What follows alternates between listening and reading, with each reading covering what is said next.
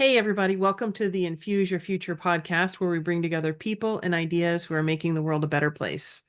And today I'm going to introduce you to Aditi.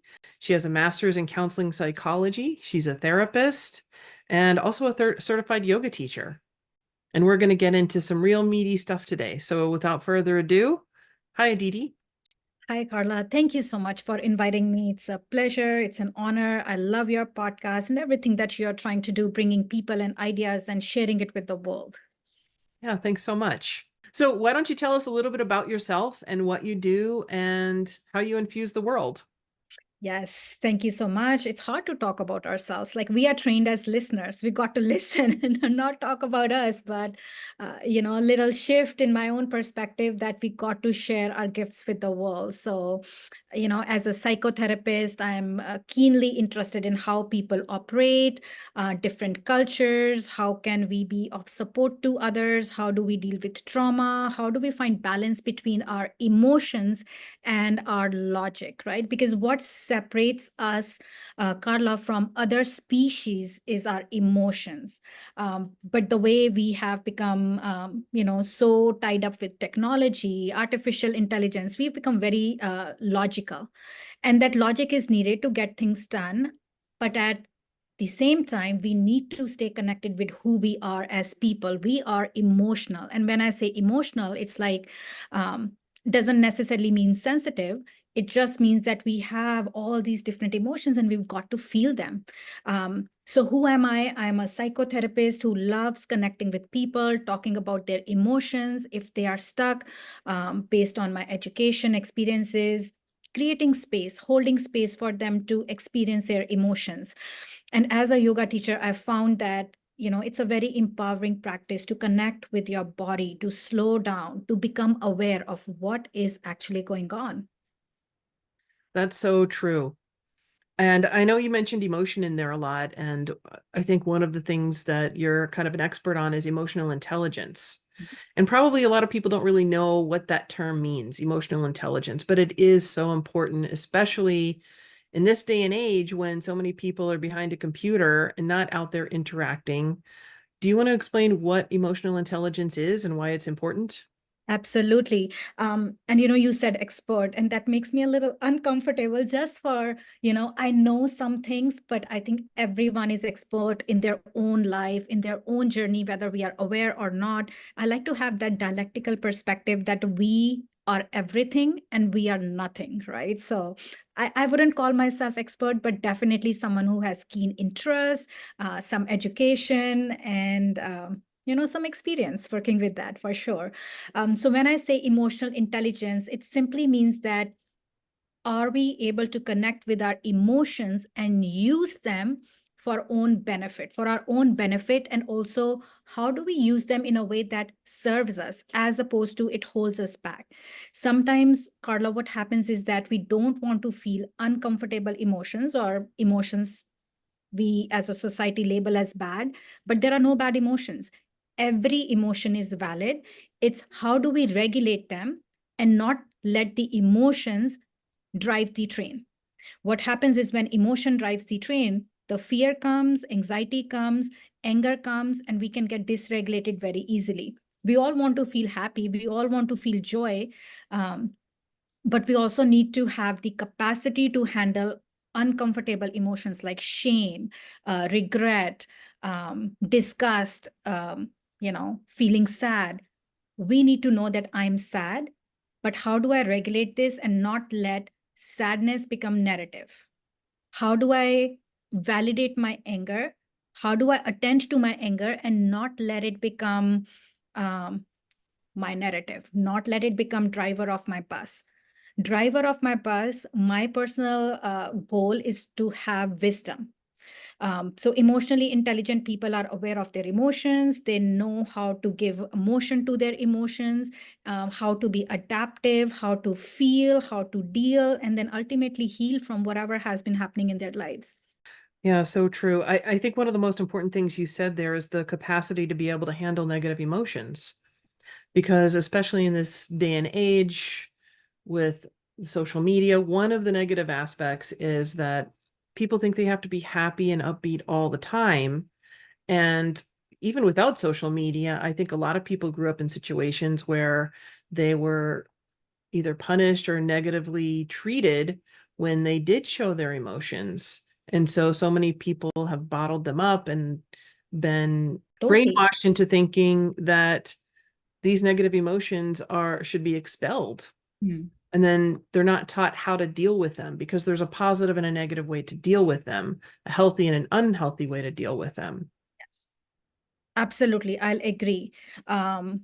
Society in general, bottle them up simply because I don't know how to deal with your anger. You are sad, that's making me sad. I don't know how to deal with it, so I tell you, don't be sad, right? But even as a parent, like I want to tell my children, yes, there is a reason you are sad. When you are ready, I'm here. We can talk about that sadness. I don't want to be a person who's dismissing other people's emotions. So every emotion is valid. There is a reason you are angry. Can we validate that anger? But it's the expression of anger that we want to work with, which becomes behaviorism, in the sense that you're angry, you can yell at someone, or you're angry, you can develop emotional responsiveness, you can develop response flexibility as opposed to reactivity. You are angry and you can work with anger, you can attend to anger and express it in a way that is going to serve you, as opposed to label you as an angry person, right? So when emotions come, the unwanted ones like shame, fear, disgust, and anger, which are our primary emotions, we want to attend to them. We want to validate them. We want them to be like our guests. Be my guest, but then after a certain time, you have to go. Because if I don't let that emotion go, it becomes my permanent roommate. I don't want that. I don't want to be sitting in anger. I don't want to be sitting in sadness, but I got to feel them. I need to sit with them, but in a very, time sensitive fashion. Because if I'm sitting in that sadness forever, then I become a sad person. I become depressed. We actually say that, suppression leads to depression. So we do want expression. But then what does the science say? What does the research say in terms of how are we going to express this sadness, right? Like we are sad. Maybe someone is drinking because they are sad, but at a certain point, that's drinking will become maladaptive. Sure, you are sad, cry about it, but don't cry uncontrollably. Otherwise, your system will gravitate towards just crying as a solution. So crying is not a problem. Crying uncontrollably is a problem, and not having that balanced toolkit of different ways to manage these emotions. But first, I have to validate that I am sad. You are sad, and that's why you're crying. I understand that. Can I hold your hand while you cry? And then after you've cried your heart out, can we do something? Can we invite joy? Can we invite some other emotions? Or can we connect with other adaptive ways to manage this sadness? So true. And I like that term, balance toolkit. I'm Yeah. going to have to start using that. Yeah. And I I want to go back to something that you were saying. I know when you introduced the concept of emotional intelligence, you talked about it within ourselves and recognizing it within ourselves. Um, and of course, I feel like it's also important to recognize it in others. So when you were Absolutely. saying it was difficult to sit with a sad person and we don't know how to deal with it, that's another part of emotional intelligence, right? Is understanding that other people can have negative emotions and not to be so uncomfortable about it. Especially as a parent. I feel like, I mean, I have two kids, they're teenagers now, 16 and 14. And um, I know I've fallen into this trap where, oh no, my child is sad or angry, and I have to turn it around rather than just allowing them the space to be sad and angry for a period of time, and then being able to recognize when enough is enough and giving them space to feel it and letting them talk about it on their time versus Yes, trying to push them to talk about it. absolutely.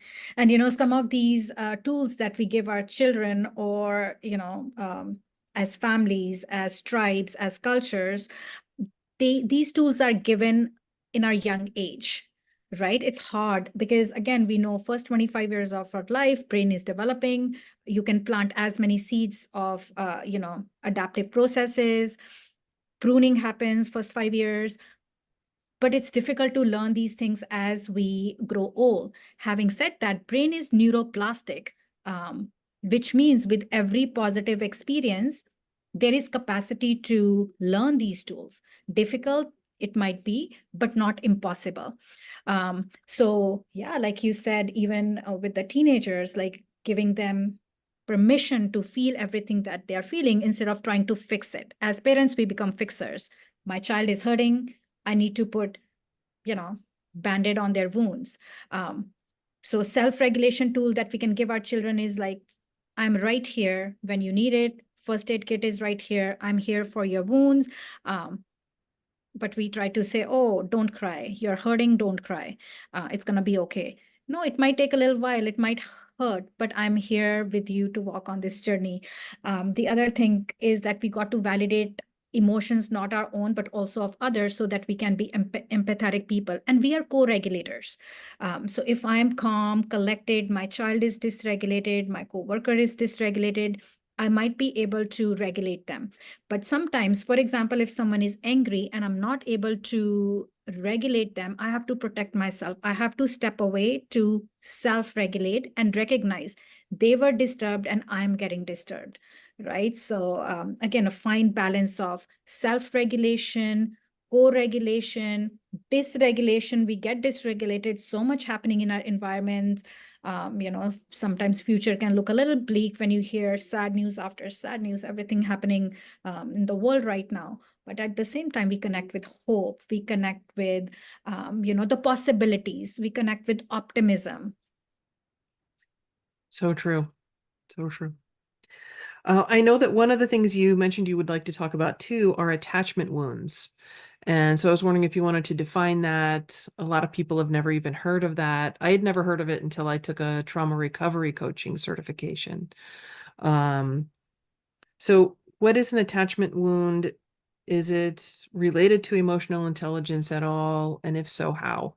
Absolutely. So, first 5 years of life, the way our caretakers took care of us will define our attachment style. Sometimes it's our personality as well, or who our parents were, a little bit of genetic makeup, a little bit of environmental influence. But attachment is basically how we are attaching to others. Are we securely attached to our parents? And if we are, then what happens in our young life defines our adult romantic relationships, but also how we show up in the world. So attachment wounds are when there is some kind of wounding, psychological, emotional. For example, if someone was given up for adoption or parents were not available, this child who doesn't have self-regulation tools because his system is not developed yet is struggling and knows that I can't feel certain things. I don't know. I have no clue how to show up in the world. So there is some wounding because as children, we are vulnerable and we need some support. We need to attach. Our existence depends on love that we receive from the other so that we can survive and then thrive. Like we need to be held when we are born. But imagine a traumatic birth. If the mother passes away and the child is not held, there can be so many reasons why attachment wounding might happen. But basically, if we are looking at the attachment styles, there could be secure attachment. I got what I needed to survive. There was love. There was emotional support. I can be a secure adult. Then there is insecure attachment. Then there is avoidant type. Then there is anxious, disorganized, so many types. But basically, a good childhood, healthy childhood can lead to more regulated people because parents talked about emotions. They asked, what are you feeling? Zones of regulation that our children learn in school. So we can recognize, okay, I'm feeling mad, this happened, my sister took my toy, I'm feeling happy, grandma bought ice cream, I'm feeling sad because my toy broke. So if we are able to recognize those emotions, then as our system develops, we can learn adaptive ways to deal with those emotions. But if there is attachment wounding, no one validated my emotions. No one taught me how to show up in the world. Because of survival, I'm showing up the way that I thought will help me survive, which means I become a fighter. I'm angry all the time. I become avoidant. I take flight, or I am, people pleaser. because that's what I needed to do so that, I can survive. Tribe accepts me so that I'm not shunned from the tribe, right? So we develop certain patterns. And when these patterns hold us back, we get dysregulated, we get stuck, we feel overwhelmed. Emotionally intelligent people can see that, okay, this is what I'm feeling. This is how my emotion is serving me. This is how it's not serving me. And this is what I need to do to move forward, right? So again, self-regulation is there. They are intelligently using their emotions to be good human beings, to be productive, creative, human beings in the society. So attachment wounding, again, it's a big concept, but mainly when we did not get what we needed in our early developmental years, certain wounds are there, and then they show up in certain ways that might not be very acceptable by the society, by our adult relationships. Like abandonment issues, for example, sometimes because of attachment wounding, we need both our mom and dad. And if they were not there, if one parent was there, parent did a good job, and we are not blaming them because our parents did what they did, given whatever tools they had, right? But one person was not there, so there is some kind of emotional wounding there. I wasn't seen, I wasn't heard, I wasn't accepted for who I am. Emotional wounding is there. Attachment wounds can be there, but they can be healed through work. I know you said you're trauma recovery coach, through that work. So many ways to heal. We can reparent ourselves. We can take care of our inner child. We can develop adaptive resources to move through our lives successfully. I'm glad you mentioned the inner child, and we'll get into that in a little bit. But say you're an adult going through life and you feel like something is off. I mean, what are the signs that you do have an attachment disorder? Is that something you only find out if you're in therapy or with a coach? What does it look like? What do attachment wounds look like? Um, yeah, I mean, it's complex, but attachment wounds can show up in so many different ways. For example, if we are a loner, we don't want to be vulnerable, we feel sad, and some of the reasons, like sometimes people say that I'm fine, I'm okay being by myself, but the truth of the matter is, Carla, that we are not lone wolves. We are social species. We exist in groups. We exist in dual, like, with a best friend, with a partner, with a coworker. So someone being okay on their own makes me wonder, is there some attachment wounding? And all the work we do is like non-judgmental. Sometimes, yes, they can be fine. They're introvert on their own, but attachment wounds can be, they are fighting all the time. They've developed certain patterns. They are unhappy inside, or they are overwhelmed because their system doesn't have those tools to manage what's happening in life. There is no resilience. Sometimes it does show up in mental health disorders.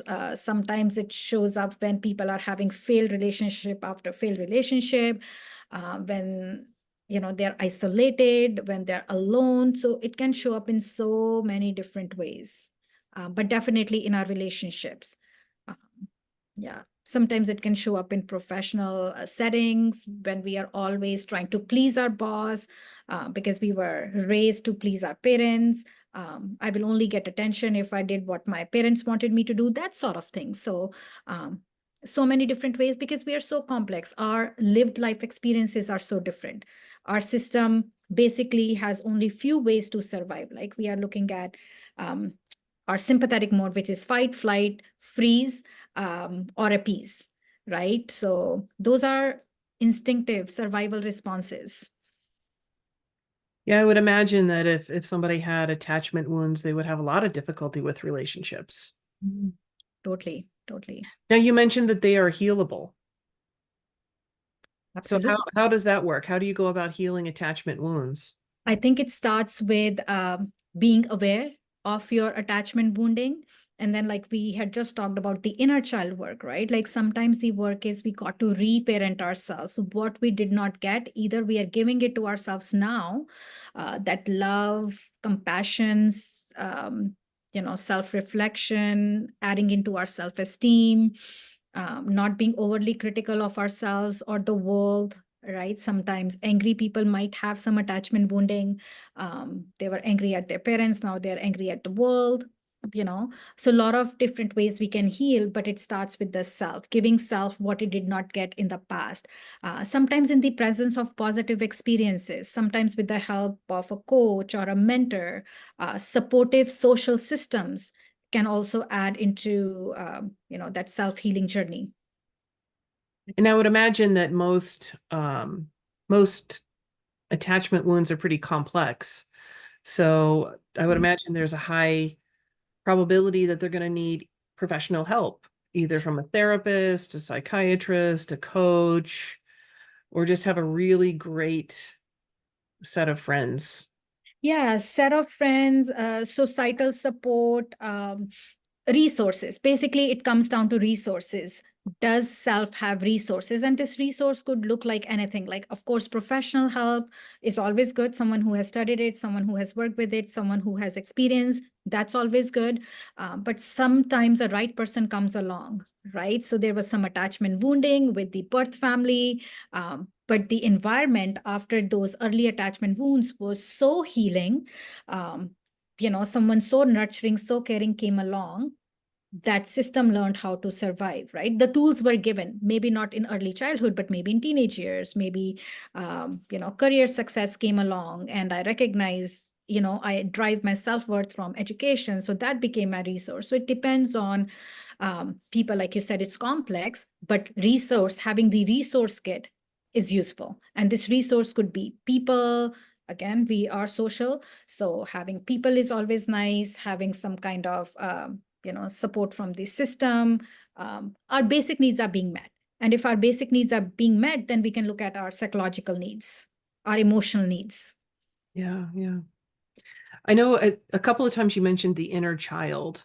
So I was wondering if you could expand on that a little bit. I would imagine that most people, when they hear the term inner child, they're either making a joke about it or taking it lightly or not taking it seriously at all.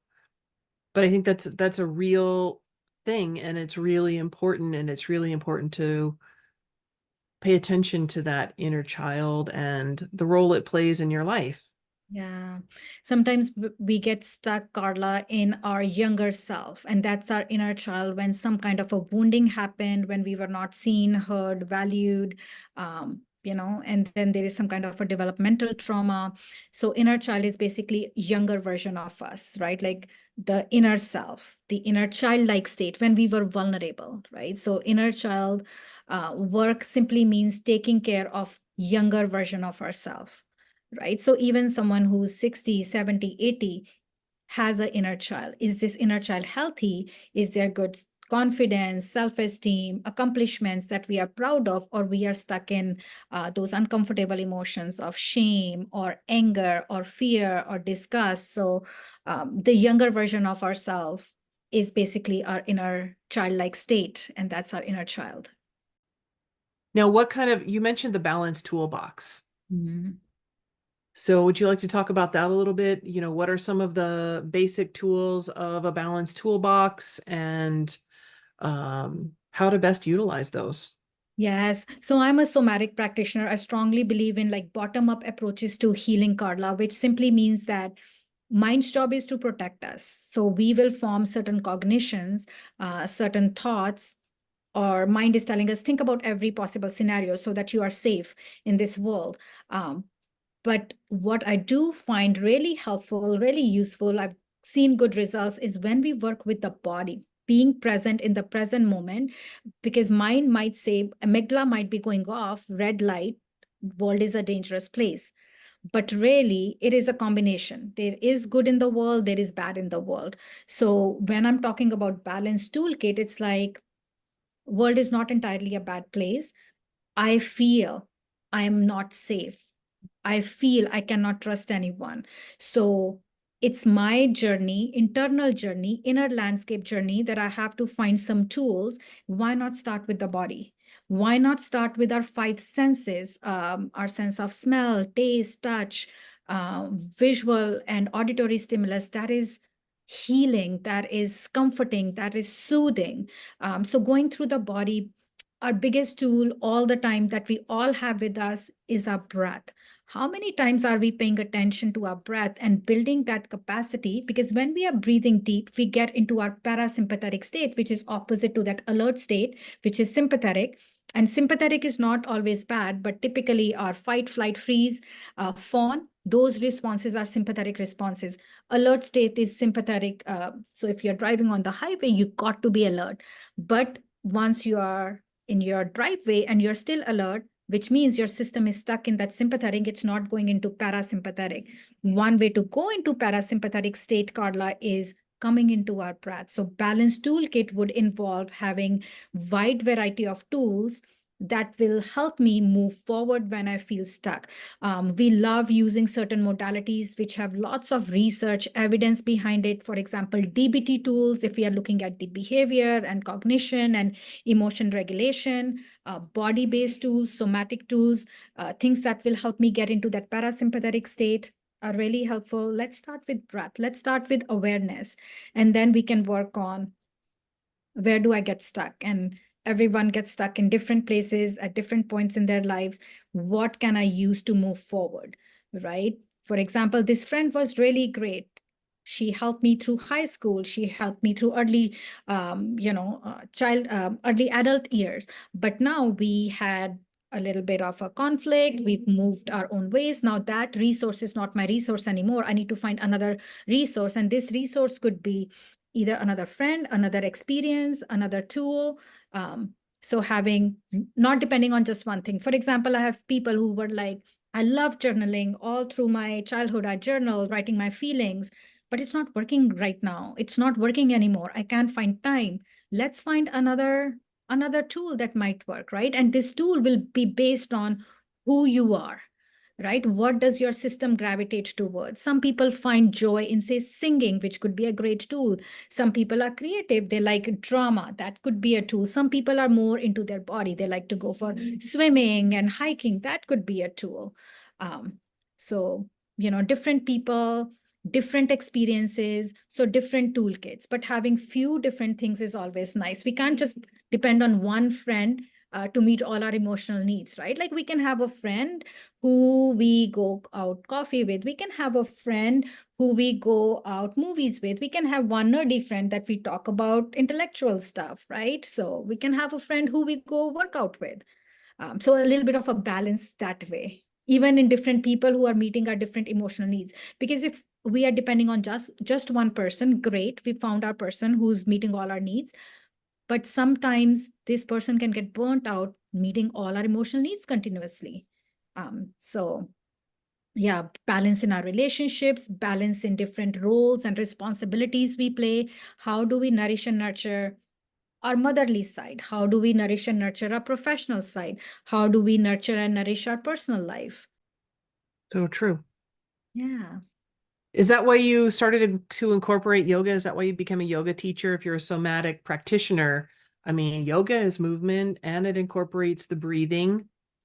Absolutely. Awareness. I think I was going through my own healing journey. My youngest is special needs. So, going through pregnancy, I did prenatal yoga, very helpful because my family was back in India, didn't have a lot of support here in North America, where I'm based here in BC. So, having support, that community through Yoga Peeps was really helpful. And then once he was born, I decided to do my own teacher training. It was really helpful in connecting with the community, giving them these tools.